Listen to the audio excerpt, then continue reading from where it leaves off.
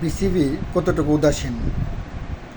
সম্প্রতি আফগানিস্তান সিরিজ শেষ করে বাংলাদেশ দল যখন বাংলাদেশে ঢুকবে, বিমানবন্দরে থেকে বের হবে, এক এক করে যখন ক্রিকেটাররা বের হচ্ছেন, ঠিক তখনই ভক্তদের তোপের মুখে পড়ে গেল বাংলাদেশ ক্রিকেট জাতীয় দল। একটা জাতীয় দল এয়ারপোর্ট থেকে বাসায় ফিরবে, এয়ারপোর্টের মতো বিমানবন্দরের মতো একটা জায়গায় সিকিউরিটি দিতে পারে না, লাঞ্ছনার শিকারে হতে হয়, এমনটি প্রত্যাশাযোগ্য না। অনেক কিছু ঘটতে পারত, ভক্তরা অনেক কিছু করতে পারত, ভক্তরা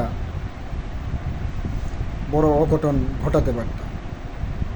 যেহেতু সিরিজ খারাপ খেলেছে, বিসিবির দায়িত্ব ছিল তাদেরকে যত্ন সহকারে রিসিভ করা, সিকিউরিটির মাধ্যমে তাদেরকে বাসাবন্ধ পৌঁছে দেওয়া। ব্যর্থ হয়েছে বিসিবি। আগে হয়তো বা শুনতাম সাকিব আল হাসানকে অনেকে ভুয়া ভুয়া বলতো, তামিম ইকবালকে ভুয়া ভুয়া বলতো, এরকম পার্সোনালি ইন্ডিভিজুয়াল কোনো ক্রিকেটারকে ভুয়া ভুয়া বলতো। কিন্তু এখন পুরা টিমটাকে, পুরা দলটাকে, যাদের ফ্যামিলি রিসিভ করতে গিয়েছিল, পুরা ফ্যামিলি সহ লাঞ্ছনার শিকার হতে হয়েছে। মাত্র একটা ম্যাচ খেলেছে নাইম শেখ, সেও এখান থেকে বাদ পড়েনি। সুতরাং বিসিবির আরও সচেতন হওয়া উচিত। যারা আমাদের চারটি পরপর সিরিজ জেতার আনন্দ দিয়েছে, তারা একটা সিরিজ খারাপ খেলেছে, আমাদের হাসি ফোটাতে পারেনি, কিন্তু তাদের